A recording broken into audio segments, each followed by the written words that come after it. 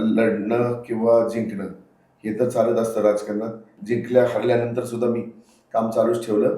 प्रभागाचे सगळं ज्या समस्या आहेत त्या घेऊन आम्ही बसणार. ससानेनगरची समस्या पाहिली तर 2-2 तास समस्या सुटत नव्हती रेल्वे गेट बंद असल्यावर. पण अण्णांनी अंडरपास केले. अंडरपास करत असताना तुम्ही पाहिलं असेल की अंडरपासला पण खूप विरोध झाला. नको अंडरपास नको. मला असं वाटतं की महिला सुरक्षेसाठी काही काही ठिकाणी असे स्पॉट आहेत तिथे सीसीटीव्ही लावणे गरजेचे आहे. या निवडणुकीनंतर सर्वात मोठा रोजगार मेळावा आम्ही या प्रभागात घेऊ.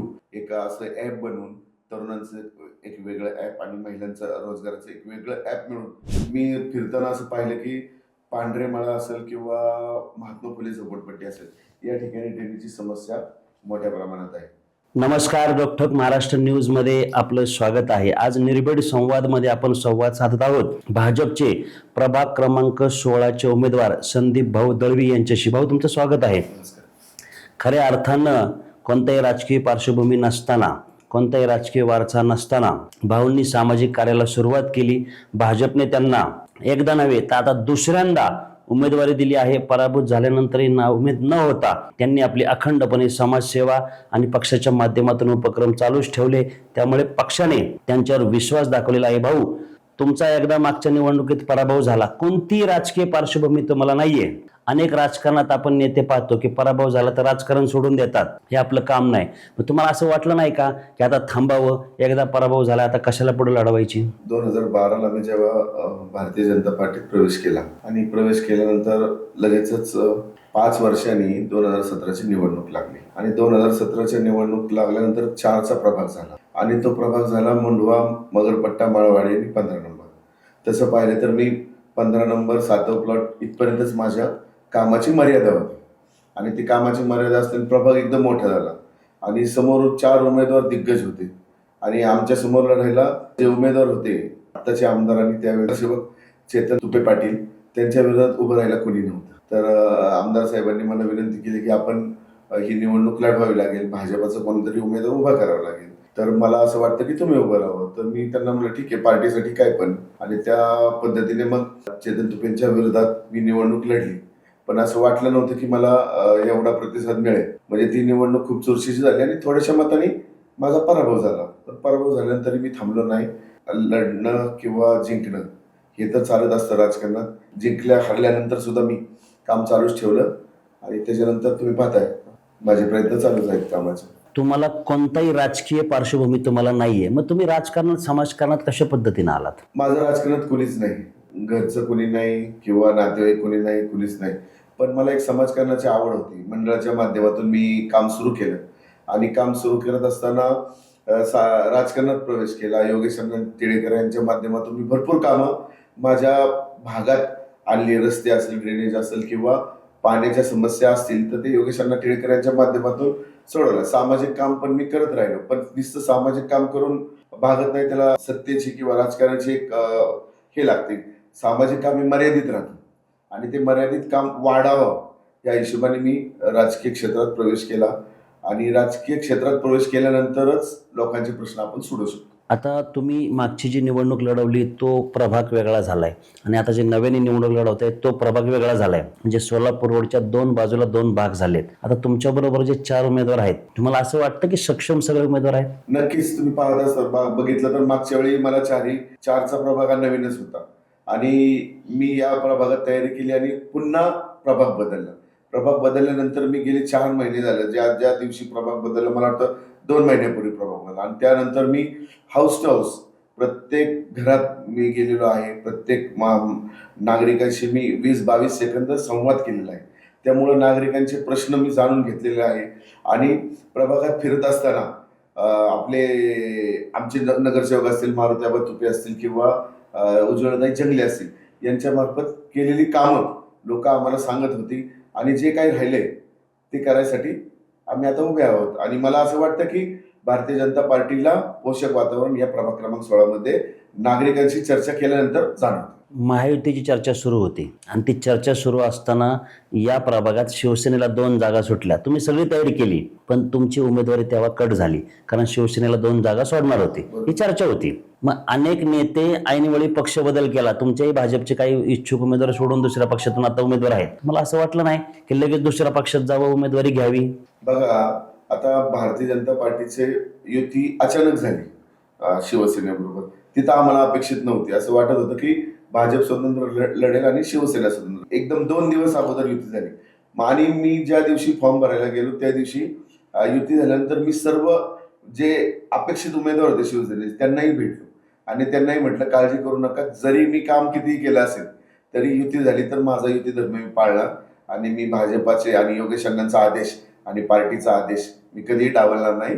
मी तुमचे काम करणार. हे पक्षाचा कार्यकर्ता म्हणून तुम्ही निष्ठेने काम करताय. तुम्हाला जास्त महत्वाकांक्षा नाहीये की आजच मिळायला पाहिजे, भविष्यात संधी आहे, अशा हिशोबाने काम करताय. नक्कीच पाहायला गेलं तर नगरसेवक हे एक पद आहे. काम तर आपलं राजकारणात चालूच असतं, परंतु प्रयत्न करणं आपलं काम आहे. शेवटी पक्ष ठरवतो कुणाला तिकीट द्यायचं कुणाला नाही. त्याचं कामाची मीमांसा केली जाते आणि भारतीय जनता पार्टीवर मला पूर्ण विश्वास आहे.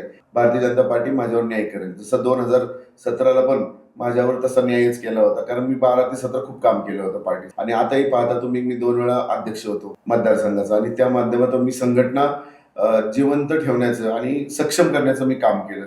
अगदी आमदार योगेश टिळेकर आमदार नव्हते, भारतीय जनता पार्टीची सत्ता सुद्धा नव्हती, तर त्या काळात ही संघटना सक्षम ठेवण्याचं काम केलं आणि मला सांगायला आनंद वाटतो की त्याही वेळेस एकही कार्यकर्ता भाजपा सोडून गेला नाही. ही माझी कामाची पावती होती. त्या निष्ठेचंच फळ म्हणून तुम्हाला पक्षाने दुसऱ्यांदा उमेदवारी दिली आहे. कदाचित माझा भारतीय जनता पार्टीवर पूर्ण विश्वास आहे. माझ्या नेतृत्वावर माझ्या जे काय धीरज घाटे असतील किंवा मुरलीधर अण्णामोळ असतील, चंद्रकांतदादा पाटील असतील आणि विशेष म्हणजे योगेश अण्णा टिळेकर यांच्यावर माझा पूर्ण विश्वास आहे आणि त्यांचाही माझ्यावर पूर्ण विश्वास आहे. त्यामुळं ते जे म्हणतील, पक्ष जे ठरवेल ते मी काम करत असतो. भाऊ, आपला 15 नंबर लक्ष्मी ज्या भागात तुमचं निवास आहे, ज्या भागात तुमची कर्मभूमी आहे, रोडच्या पलीकडेही आपले मागच्या 5 वर्षाला नगरसेवक नव्हते, रोडच्या अलीकडेही नगरसेवक नव्हता. तसा हा दुर्लक्षित भाग आहे. अनेक समस्या या ठिकाणी आवासून उभ्या आहेत. तुम्हाला प्रभागात फिरताना जर नवीन प्रभाग असेल, काय समस्या जाणवल्या? 7 प्लॉट ते 15 नंबर विचार करता जवळजवळ 9 वर्ष तिथं म्हणजे नगरसेवक आहे असं कधीही त्या नागरिकांना जाणवलं नाही. त्याच्यामुळं त्या भागात भरपूर काम आहे. म्हणजे ड्रेनेजच्या समस्या आहे, पाण्याच्या समस्या आहे, काहीच नाही. म्हणजे अगदी दुर्लक्षित, म्हणजे जसा भारतातील एखादा दुर्लक्षित भाग असतो तसं पुण्यातला आणि प्रभागातला दुर्लक्षित भाग म्हणजे 7 प्लॉट ते लक्ष्मी कॉलनी आहे. आणि मला म्हणूनच मी प्रत्येक नागरिकांना समजून सांगितलंय की भारतीय जनता पार्टीचेच तुम्ही 4ही उमेदवार द्या निवडून. ते येणारच आहे. त्या निवडून आल्यानंतर 7 प्लॉट ते लक्ष्मी कॉलनी हा भाग दुसऱ्या भागाबरोबर कसा येईल याविषयी सर्वात पहिलं नियोजन केलं. सर्वच पक्षातून तुमच्या विरोधात असतील किंवा तुमच्या पॅनलच्या विरोधात असतील तुल्यबळ उमेदवार दिसत आहेत. असे असताना संदीप दळवींचा निवडून येण्याचा एक्स फॅक्टर कसा असेल? आता तुम्ही बघितलं तर भारतीय जनता पार्टीची केंद्र सत्ता आहे, राज्यात सत्ता आहे आणि महानगरपालिकेत महापौर येणार हे अनेक सर्वेक्षणातून सिद्ध झाले आहे. आणि जर हे सर्व असताना सर्वच ठिकाणी जर सत्ता येणार असेल आणि तुम्ही पाहिलं असेल आता मागील वेळी भाजपाचे जे 2 नगरसेवक होते त्यांचं काम तुम्हाला दिसेल. 2 जे नगरसेवक सत्तेत नव्हते त्यांचं काम तुम्हाला जाणवणार नाही. याचं कारण सत्ता ही महत्वाची असते. सत्ता असेल तरच आपल्याला जे पाहिजे तसा विकास करता येतो. म्हणून मी म्हणतो की 4ही नगरसेवक या भारतीय जनता पार्टीचे जर निवडून आले तर या भागात हवं तितकं काम नक्कीच करता येईल. तुमचे विरोधक आक्षेप घेतात की तुम्ही हिंदुत्व म्हणता, पण छत्रपतींचा पुतळा उभारण्यास तुमच्याच नगरसेवकांनी विरोध केला किंवा सहाय्य केले नाही. योगेश अण्णा टिळेकर यांची आता आम्ही पंकजाताईंच्या सभेमध्ये योगेश अण्णांनी सांगितलं की बाबा ज्या ठिकाणी ती जागा ठरलं होतं त्या जागेत तो पुतळा होऊच शकत नव्हता. त्यामुळे विरोध करण्याचं काहीच कारण नाही. आणि मारुत्यावर तुप्या आणि जंगलेताईंनी पण काल स्पष्ट केलं की आम्हाला विचारलंच गेलं नाही किंवा आम्ही विरोधही केलं, आम्हाला विचारलंच नाही तर आम्ही विरोध का करेल. आणि छत्रपती हे आमचे दैवत आहे, त्यामुळे अशा कुठल्याही गोष्टीला आम्ही कधीही विरोध करू शकत नाही हे स्पष्ट केले. अण्णांनी शब्द दिल्याप्रमाणे काळे पडळला छत्रपतींचं स्मारक होणार. अगदी अण्णांचं काम तुम्ही बघितलं असेल.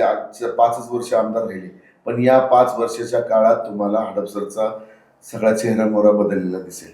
अगदी तुम्ही ससाणे नगरची समस्या पाहिली तर 2-2 तास समस्या सुटत नव्हती रेल्वे गेट बंद असल्यावर. पण अण्णांनी अंडरपास केले. अंडरपास करत असताना तुम्ही पाहिलं असेल की अंडरपासला पण खूप विरोध झाला. नको अंडरपास नको, महिला म्हणजे अगदी मोर्या म्हणून हिणवलं गेलं. म्हणजे असुरक्षित राहतील महिला, आमच्या महिला क्रॉस कशा करणार, तिथं गुंड येतील, राहतील, चोऱ्या मार, सगळं सगळं झालं. तरी पण अण्णांनी तो विरोध पत्करून त्या ठिकाणी अंडरपास केले. आणि त्यानंतर तुम्ही पाहताय आता नवनाथ चौकातील थोडीफार व्यवस्था, थोडंसं जाम तिथं आजही आहे, त्याच्यावर काम करायची गरज आहे.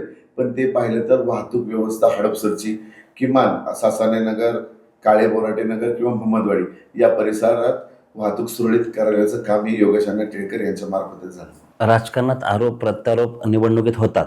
आता असा आरोप तुमच्या चारही पॅनलवर उमेदवारांना होतोय की तुमच्यामध्ये फार विसंवाद आहे आणि याचा फटका तुम्हाला बसणार. म्हणजे ज्यावेळेस उमेदवारी डिक्लेअर झाली तेव्हा मतदारसंघातील प्रत्येक राजकीय कार्यकर्ता असंच म्हणत होता की याचं तोंड इकडे असेल, याचं तोंड इकडे असेल. पण मला सांगायला आनंद वाटतो की त्याच दिवशी, ज्या दिवशी आम्ही फॉर्म भरला, त्याच दिवशी आम्ही चारही उमेदवार एका ठिकाणी आलो, संवाद केला. आणि तुम्ही पाहत असेल आता ती जी विरोधकांना वाटलं होतं तसं काहीच होताना दिसत झालं. कालच्या सभेत पण पाहिलं तुम्ही, मारुती आबांचं भाषण बघा, योगेश अण्णांचं भाषण बघा, तिथली बॉडी लँग्वेज बघा, ती आम्ही एकदम घट्ट आहोत आणि घट्ट राहणार याचाच विरोधकांना थोडासा भीती निर्माण झालेली आहे. आणि त्यांच्या पायाखालची वाळू नक्कीच सरकलेली आहे. आम्ही एकजूट आहोत, एकजूट राहणार आणि आमचं पॅनेल एकत्रित निवडणूक लढवणार आहे. आणि 100% चारही नगरसेवक हे भाजपचे. मारुती आबा तुपे नगरसेवक होते, उज्ज्वलाताई जंगले नगरसेविका होत्या, स्थायी समिती मिळाली दोघांना. त्यांनी केलेल्या कामाचा फायदा तुम्ही तुमच्या 2 उमेदवारांना होणार आहे? नक्कीच. मी आता प्रभाग पिंजून काढले, अक्षरशः 40 दिवस हाऊस टू हाऊस जाऊन मी सगळा पिंजून काढला. आणि त्याच्या फिरताना मॅक्झिमम ठिकाणी या 2 नगरसेवकांचं नाव घेतलं जात होतं की ठीक आहे, अच्छा ते सोबत आहेत का, मग काय अडचण नाही, ते सोबत आहेत का, अडचण नाही, तुम्ही कोणाचे उमेदवार, भाजपचे, काहीच प्रॉब्लेम नाही. त्यामुळे मला वाटत नाही निवडणूक अवघड आहे. या 2 नगरसेवकांनी केलेलं काम, त्यांचं काम दिसतंय प्रभागात. त्यामुळं ह्या कामाचा फायदा आमच्या 2 नवख्या नगरसेवकांना नक्कीच. भाजपमधून प्रभाग क्रमांक 16 मधून नगरसेवक पदाची तुम्हाला संधी मिळाली, तर पुढच्या 100 दिवसाचं तुमचं विकासाचं विजन कसं असेल? आम्हाला जर संधी दिली, चारही नगरसेवक निवडून आले, तर मला वाटतं जसं आपण मतदारांना आवाहन करतो निवडणुकीच्या आधी की आम्हाला मदत करा, आम्हाला मदत करा, दारोदारी जातो, तसंच सर्वात पहिलं आम्ही मतदारांचे आभार मानायला पुन्हा त्यांच्या दारात जाणार. सर्वात पहिलं आम्ही हे काम करणार, एकत्रित बसणार, प्रभागाची पूर्ण प्रभाग सक्षम कसा करता येईल, स्वच्छ कसा, प्रभागाचे सगळं ज्या समस्या आहेत त्या घेऊन आम्ही बसणार. आणि या सोडवण्याच्या एक सिक्वेन्स ठरवणार आणि त्याप्रमाणे प्रभाग कसा करता येईल. जसं आता हॉस्पिटलची गरज आहे, ड्रेनेज सिस्टम थोडीशी वीक आहे, ती स्ट्रॉंग करायला लागेल, वाहतूक कोंडीचा प्रश्न, क्रीडांगण नाही, पार्किंगचा प्रश्न आहे, क्रीडांगणाचा आहे, हे सर्व प्रश्न लागोपाठ मार्गी लागेल. आणि मला विश्वास आहे की केंद्रात पण सत्ता आहे, राज्यात पण सत्ता असल्यामुळे, महानगरपालिकेत सत्ता असल्यामुळे आम्हाला ज्या गोष्टी मोठ्या प्रमाणात करायच्या, जर चारही नगरसेवक असतील तर त्या करण्यात मला नाही वाटत काय जास्त अडचण. मूलभूत प्रश्न तर नगरसेवकांना सोडवावेच लागतात. पाणी असेल, रस्ते असेल, ड्रेनेज असेल किंवा हॉस्पिटल असेल. परंतु तुमच्याही प्रभागात जसं सगळीकडे आहे तसं बेरोजगारीचा प्रश्न आहे, महिला सुरक्षिततेचा प्रश्न आहे, गुन्हेगारीचा प्रश्न आहे किंवा अवैध व्यवसायाचा प्रश्न आहे, असे अनेक प्रश्न आहेत. त्याच्यावर कसं काम करणार आहात? आता महिलांच्या बाबतीत जर सांगायचं गेलं तर महिलांच्या बाबतीत मला असं वाटतं की महिला सुरक्षेसाठी काही ठिकाणी असे स्पॉट आहेत तिथे CCTV लावणे गरजेचे आहे. त्यानंतर मी मागील वेळी पण एक रोजगार मेळावा केला होता, आपले संभाजीराव पाटील निलंगेकर त्यावेळेस मंत्री महोदय होते, त्यावेळेस खूप मोठ्या प्रमाणात मी तो रोजगार मेळावा केला होता. आणि त्या रोजगार मेळाव्यात मी ज्या प्रख्यात कंपन्या आहेत त्या सर्वांना बोलवलं होतं आणि सर्व तरुणांना तिथं महिलांना आकर्षित केलं होतं. आणि त्याचा खूप मोठा फायदा त्यावेळी तरुणांना आणि महिलांना झाला. त्याच धर्तीवर या निवडणुकीनंतर सर्वात मोठा रोजगार मेळावा आम्ही या प्रभागात घेऊ. आणि महिला आणि तरुणांचा जो प्रश्न आहे रोजगारीचा, आता मला कित्येक ठिकाणी ससानेनगर भागातील महिला पण ज्या गोरगरीब आहेत त्या म्हणलं की आम्हाला काम द्या, आम्हाला काम द्या, आम्ही मोकळे आहोत. तर त्या पद्धतीचे नियोजन कंपन्यांशी कॉन्टॅक्ट करून एक असं ॲप बनवून तरुणांचं एक वेगळं ॲप आणि महिलांचं रोजगाराचं एक वेगळं ॲप मिळून त्यांची डिमांड आणि आमचा पुरवठा अशा पद्धतीने एक मोठ्या प्रमाणात काम आम्ही 14 जण या ठिकाणी करू. प्रभागाची रचना पाहता बऱ्याचशा सोसायट्या, बऱ्याचशा झोपडपट्ट्या, स्लम भाग, असं एकीकडं चांगला भाग, एकीकडं दुर्लक्षित भाग, प्रत्येकाचे प्रश्न वेगळे आहेत. ते कसे सोडवले जाणार?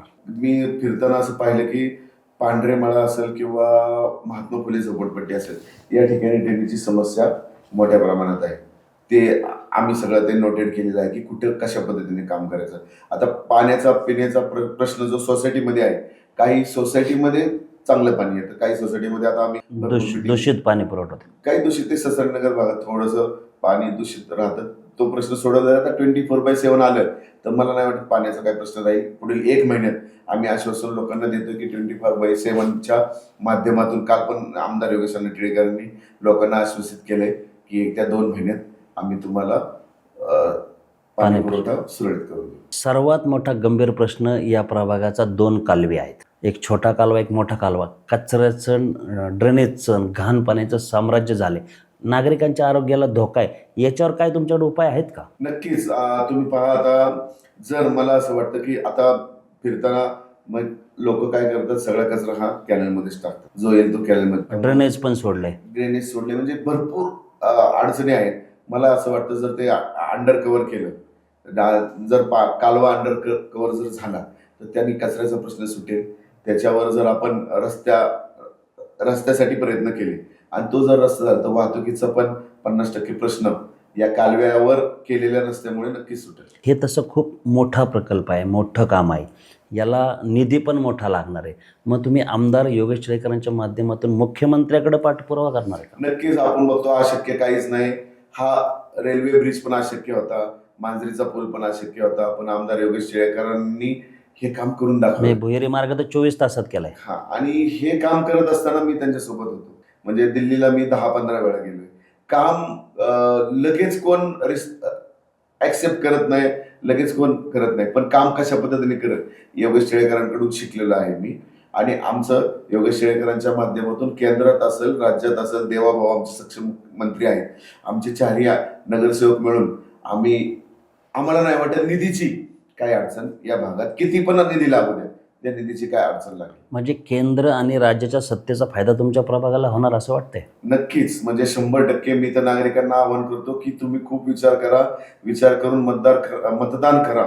महापौर हा पुण्यामध्ये भाजपाचाच येणार आहे. त्या भाजपाचा महापौर होत असताना, भाजपाची सत्ता येत असताना, भाजपाचे 16 प्रभाग क्रमांकमध्ये जर 4 नगरसेवक असतील तर त्याचा सर्वात चांगला फायदा हा प्रभाग क्रमांक 16ला होईल. म्हणून मी विनंती करतो की कृपया 4च्या 4 उमेदवारांना तुम्ही निवडून द्या. या भागात कधी न झालेला विकास तुम्हाला 2 नगरसेवकांनी केलेला आहेच, पण अजून 2 नगरसेवक मिळून या भागाचा विकास करू.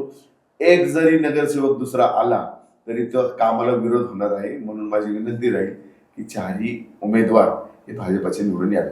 मतदारांना आणि नागरिकांना तुमचा प्रभाग स्मार्ट करण्यासाठी काय आवाहन कराल? मी परत एकदा सांगतो, जर प्रभाग स्मार्ट करायचा असेल तर भरपूर निधी लागतो आणि निधीसाठी सत्ता पाहिजे. आणि ती जी सत्ता, आता तुम्हाला सुवर्ण संधी आहे, भाजपची सत्ता येणारच आहे.